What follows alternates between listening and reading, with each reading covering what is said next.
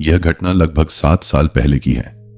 उत्तर भारत के एक मध्यम आकार के शहर में, जिसका नाम हम यहां नामीपुर रख लेते हैं।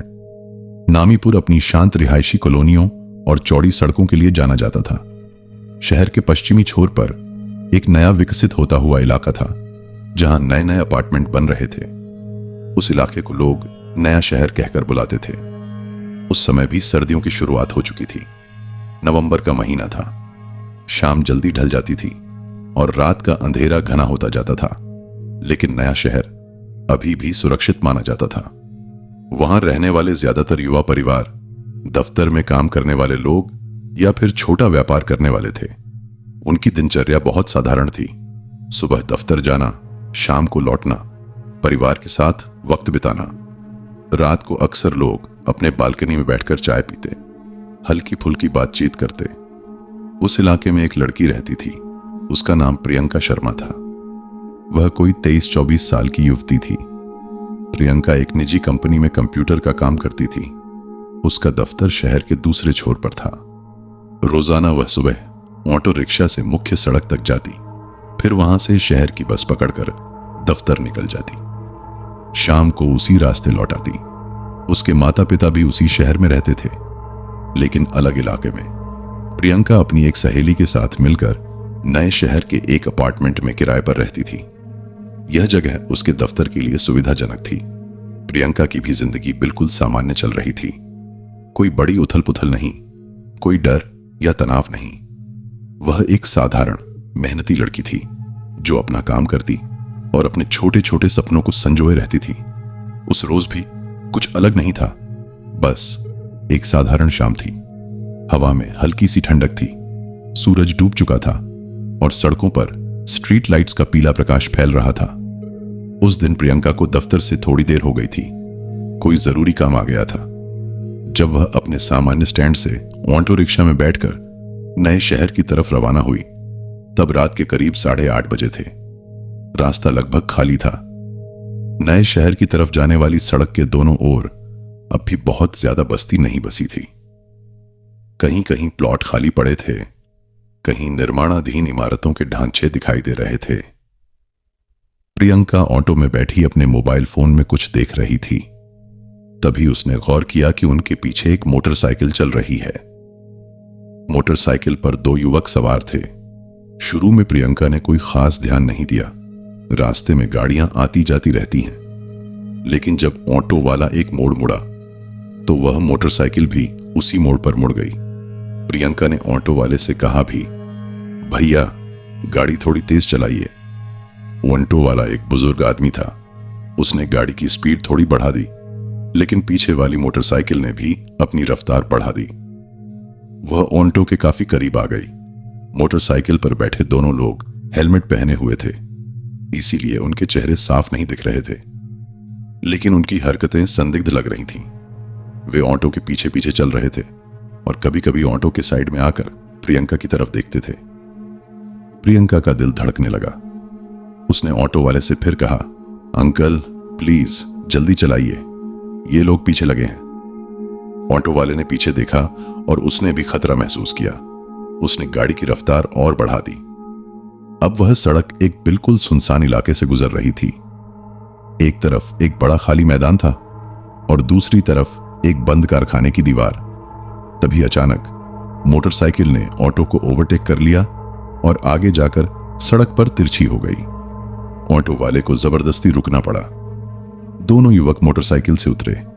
उनमें से एक ने हाथ में छुरा निकाल लिया। वह ऑटो के पास आया और प्रियंका की तरफ देखकर बोला, नीचे उतरो, चुपचाप चलो, किसी की जान नहीं लेनी चाहते हम। प्रियंका जमीन पर उतरी। उसका शरीर कांप रहा था। ऑटो वाला कुछ बोलता, उससे पहले ही दूसरे युवक ने उसे धमकी दी, भाग जा यहां से, कुछ बोला तो जान ले लेंगे। बूढ़ा ऑटो वाला मजबूरन वहां से चला गया। वह दोनों युवक प्रियंका को अपने बीच में लेकर उस सुनसान मैदान की तरफ ले गए। प्रियंका चिल्लाना चाहती थी, लेकिन डर के मारे आवाज ही नहीं निकल रही थी। उसके बाद जो हुआ वह किसी सपने से कम नहीं था। मैदान के अंदर जाने के कुछ ही देर बाद प्रियंका को एक तेज चोट लगी और उसकी आंखों के सामने अंधेरा छा गया। अगली सुबह सूरज निकलने के बाद उसी इलाके से गुजरने वाले एक फल विक्रेता ने मैदान के किनारे एक लड़की को बेहोश पड़ा देखा। उसने तुरंत पुलिस को सूचना दी। पुलिस आई। लड़की को तुरंत अस्पताल ले जाया गया। वह लड़की प्रियंका थी। उसके सिर पर गहरी चोट के निशान थे। उसका पर्स और मोबाइल फोन गायब था। वह बेहोशी की हालत में थी। जब प्रियंका अस्पताल में अपनी सहेली और परिवार वालों को दिखाई दी तो सब हैरान रह गए।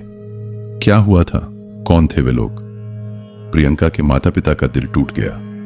पुलिस ने मामले की एक डायरी दर्ज की, लेकिन शुरू में उन्होंने इसे साधारण लूटपाट और चोट पहुंचाने का मामला माना। पर प्रियंका जब होश में आई तो उसने जो कहा उससे पूरा मामला ही बदल गया।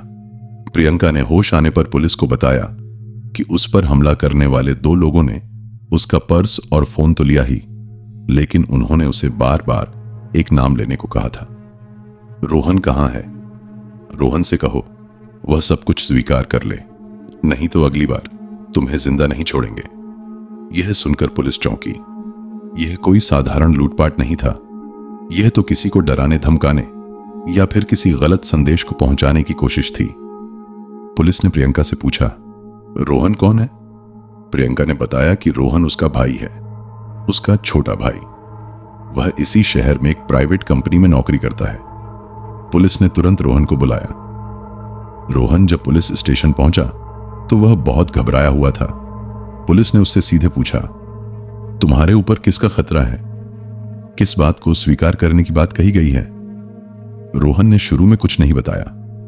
वह चुप रहा, लेकिन जब पुलिस ने जोर दिया और उसे समझाया कि उसकी बहन की जान पर बन आई है, तो रोहन ने सच्चाई बताई। उसने कहा कि वह अपनी कंपनी में एक बड़े घोटाले का हिस्सा बन गया था। कंपनी के कुछ लोग मिलकर ग्राहकों के पैसे की हेराफेरी कर रहे थे। रोहन को इस बात का पता चला था।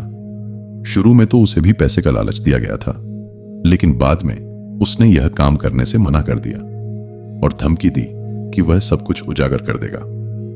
रोहन की इस धमकी के बाद कंपनी के उन लोगों ने उसे डराना शुरू कर दिया था, लेकिन रोहन ने पुलिस की मदद नहीं ली थी। वह डर गया था।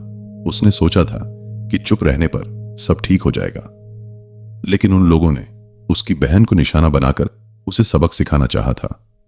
उस रात के हमले का असली मकसद रोहन को डराना था, न कि सिर्फ पैसे लूटना।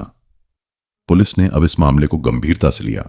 अस्पताल से और सबूत जुटाए गए। प्रियंका के कपड़ों से मिट्टी और तेल के निशान लिए गए। उस सुनसान मैदान का मुआयना किया गया। वहां मोटरसाइकिल के टायर के निशान मिले। पास में ही एक खाली सिगरेट का डिब्बा और एक टूटा हुआ मोबाइल फोन का कवर भी मिला, जो प्रियंका का नहीं था। सबसे बड़ा सुराग तब मिला जब उस इलाके के एक सीसीटीवी कैमरे से रात के समय एक मोटरसाइकिल गुजरती हुई दिखाई दी।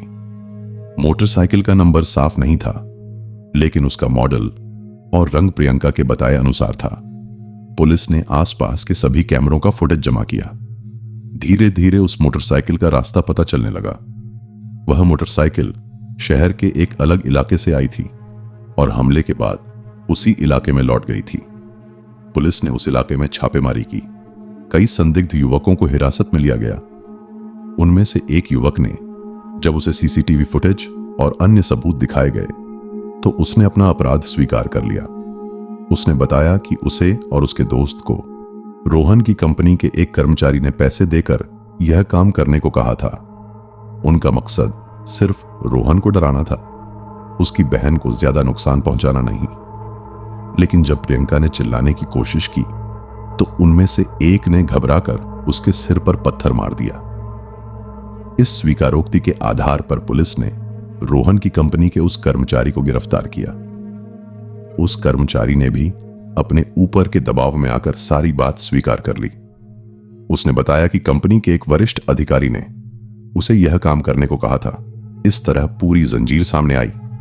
एक छोटे से लूटपाट के मामले ने एक बड़े कॉरपोरेट घोटाले और उसके अंदर चल रहे डर और धमकी के खेल का पर्दाफाश कर दिया। अंततः सच्चाई यह सामने आई कि यह घटना कोई आकस्मिक लूटपाट नहीं थी। यह एक सोची समझी साजिश थी। अपराध था एक युवती का अपहरण करने का प्रयास, गंभीर चोट पहुंचाना, धमकी देना और एक बड़े वित्तीय घोटाले को छिपाने के लिए डर का माहौल बनाना। यह अपराध उस रात नवंबर के महीने में लगभग रात 9 बजे हुआ था। अपराध का स्थान था नामीपुर शहर के नए इलाके की सुनसान सड़क और उससे सटा खाली मैदान। पीड़ित थी प्रियंका शर्मा, एक मासूम युवती जो सिर्फ अपने घर लौट रही थी। आरोपी थे 2 युवक जिन्हें पैसे के लालच में इस काम के लिए उकसाया गया था। रोहन की कंपनी का एक कर्मचारी जिसने यह काम करवाया, और कंपनी का वह वरिष्ठ अधिकारी जो पूरे घोटाले की जड़ में था। शक शुरू में तो उन दोनों अज्ञात युवकों पर गया, लेकिन जांच ने रोहन, फिर उसकी कंपनी और फिर कंपनी के भीतर बैठे लोगों की ओर इशारा किया। जांच की शुरुआत एक साधारण हमले और लूटपाट के तौर पर हुई, लेकिन पीड़िता के बयान ने पूरी दिशा बदल दी। पुलिस ने फॉरेंसिक सबूत जुटाए, सीसीटीवी फुटेज का विश्लेषण किया और गवाहों के बयान दर्ज किए। सबूतों की कड़ी जुटती गई और एक के बाद एक आरोपी पकड़े गए। सच्चाई सामने आई जब एक आरोपी ने दबाव में आकर अपना अपराध स्वीकार कर लिया। अदालत में मामला गया। सभी आरोपियों को कानून के अनुसार सजा सुनाई गई। दोनों युवकों को कई सालों की जेल हुई। कंपनी के कर्मचारी और वरिष्ठ अधिकारी को भी जेल की सजा मिली और कंपनी के घोटाले की भी जांच शुरू हुई। इस घटना का प्रियंका और उसके परिवार पर गहरा असर पड़ा। प्रियंका को लंबे समय तक इस सदमे से उबरने में वक्त लगा। उसने अपनी नौकरी छोड़ दी और कुछ समय के लिए शहर से बाहर रहने चली गई। रोहन को अपनी गलती का एहसास हुआ और उसने भविष्य में किसी भी गलत काम में शामिल न होने की कसम खाई। उसने पुलिस का सहयोग करके सच्चाई सामने लाने में अहम भूमिका निभाई। इस घटना का पूरे नामीपुर शहर पर भी असर पड़ा। लोगों की नजर में नया शहर अब उतना सुरक्षित नहीं रह गया था। लोगों ने सड़कों पर अतिरिक्त स्ट्रीट लाइट लगवाने और पुलिस गश्त बढ़ाने की मांग की। कई लोगों ने अपने बच्चों, खास तौर पर लड़कियों को अकेले यात्रा करने के बारे में सचेत किया। लेकिन इस घटना ने एक सबक भी सिखाया। यह दिखाया कि कोई भी अपराध, चाहे वह कितना भी छोटा क्यों न लगे, उसकी जड़ में कोई बड़ी वजह छिपी हो सकती है। एक ऑनेटो में बैठी लड़की का पीछा करने वाले गुंडे असल में एक बड़े घोटाले के पैदा किए गए डर का हथियार थे। और वह अगला मोड़ जो डरावना था, वह न सिर्फ प्रियंका के लिए बल्कि पूरे उस घोटाले के लिए अंत का मोड़ साबित हुआ। आज भी जब उस सुनसान सड़क से कोई गुजरता है तो उसे यह कहानी याद आती है। यह याद दिलाती है कि सामान्य दिखने वाले दिनों के पीछे भी कितनी गहरी और अंधेरी सच्चाइयां छिपी हो सकती हैं। और यह भी कि सच्चाई चाहे कितनी भी दबा दी जाए, एक न एक दिन सामने आ ही जाती है। कभी एक मोड़ पर, कभी एक सवाल में, कभी एक कांपते हुए बयान से।